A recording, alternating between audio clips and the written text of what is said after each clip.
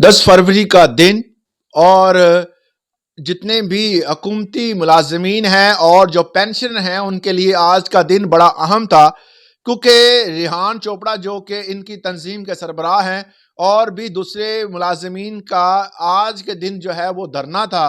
और इस धरने के हवाले से बड़ी प्लानिंग की हुई थी इन्होंने, और इसी वजह से और भी बहुत सारे प्रोटेस्ट थे आज के दिन, जिनमें वकला का प्रोटेस्ट था, इसके अलावा जो पीटीआई के कुछ वर्कर्स का प्रोटेस्ट था।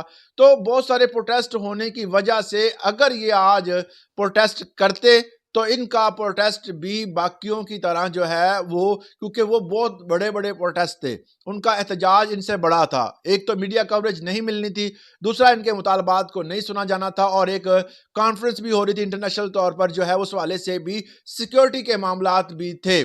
और इस तरह हुकूमत के दरमियान और इन जो भी ये जो पेंशनर और सरकारी मुलाजमीन जो हैं वो इनके जो जितने भी सरबराहान हैं, जिनमें सरफहरिस्त रेहान चोपड़ा साहब हैं, इनके दरमियान जो है वो कुछ मुआहदे भी हो रहे थे। तो इस हवाले से अभी जो है वो आज की डेट जो कि 10 फरवरी रखी गई थी धरने के लिए, जो उन्होंने एक दिन मखसूस किया था, अब फिलहाल इसको इल्तवा में डाल दिया है, मुलतवी कर दिया है। समझ लें कि ये 20 फरवरी को दोबारा करने जा रहे हैं।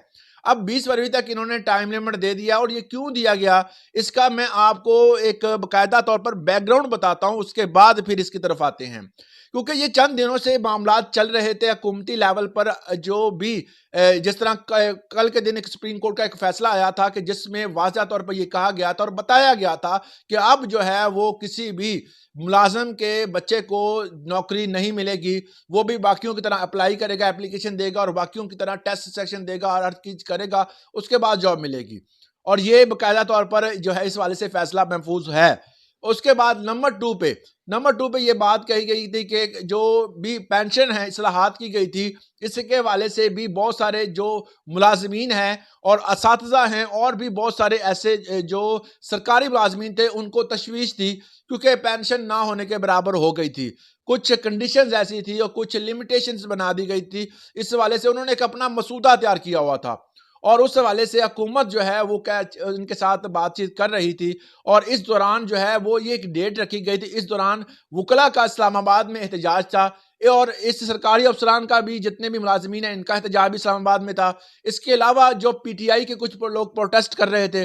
तो इतने ज्यादा जो फर्दर ग्रुप जो है, अगर वो प्रोटेस्ट करते तो एक तो इनको मीडिया कवरेज नहीं मिलनी थी, दूसरा ये है कि इनकी बात सुनी नहीं जानी थी इतनी। अब इन्होंने मुलतवी कर दिया। कुछ जो है, एक वजह यह भी है कि जो एक प्राइम मिनिस्टर साहब ने इनके साथ एक ऐसी जो एक कमेटी तैयार की है, जो एक बाख्तियार कमेटी है। पहले इन्होंने कमेटी तैयार की थी इनके इनसे बात करने के लिए, पर वो कमेटी जो थी वो इतनी बाख्तियार नहीं थी।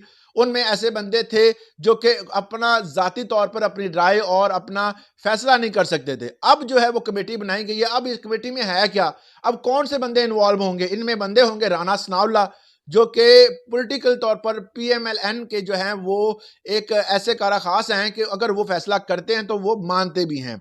दूसरे नंबर पर जो मिनिस्टर ऑफ स्टेट है वो इन्वॉल्व हैं। इसके अलावा तारक फजल चौधरी जो है वो भी इन्वॉल्व हैं। तो ये सारे बंदे जो हैं वो जो अहम बंदे हैं, अहम ओहदेदारान हैं, मिनिस्टर ऑफ स्टेट जो हैं वो भी शामिल हैं इसमें।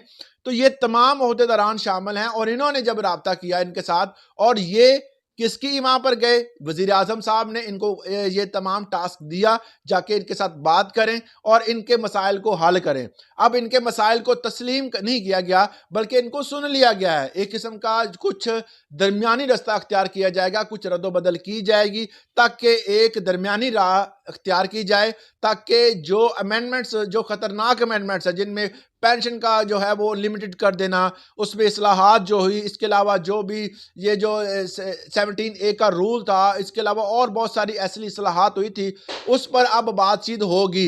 ये 10 दिन का टाइम है। हुकूमत जो है वो इनके साथ बाकायदा तौर पर बैठक होगी, बैठेंगे, और उम्मीद है कोई बेहतर रास्ता निकलेगा। ये एक खुशखबरी है मुलाजमीन के लिए, पेंशन के लिए, क्योंकि हर साल साल जो है वो पेंशन में इजाफा होता था, उसको भी इन्होंने लिमिटेड कर दिया था। इसके अलावा जॉब का मामला था और इस तरह बहुत सारे मामलात जो हैं वो हुकूमती लेवल पर इन मुलाजमीन और पेंशन के साथ जो है वो तय नहीं पा रहे थे और ऐसे-ऐसे नोटिफिकेशन आ रहे थे कि हर बंदा जो है वो परेशान था। इवन के जो कि फेडरल और जो सूबाई मुलाजमीन थे दोनों ही तशवीशनाक सूरत हाल थी। अब जो है वो कुछ हालात बेहतर होने जा रहे हैं। उम्मीद है कि अब जो है वो जो राना सनाउल्लाह साहब जो हैं और इसके अलावा मिनिस्टर ऑफ स्टेट जो हैं वो जो फाइनेंस के और वो जो है वो तमाम मामलात को अब बेहतर तरीके से हैंडल करेंगे, बेहतर हिकमत अमली सामने आएगी। इस वाले से जो भी आपकी राय है कमेंट सेक्शन में ज़रूर दीजिएगा। आज के लिए इतना ही, इजाज़त दें। अल्लाह हाफ़िज़।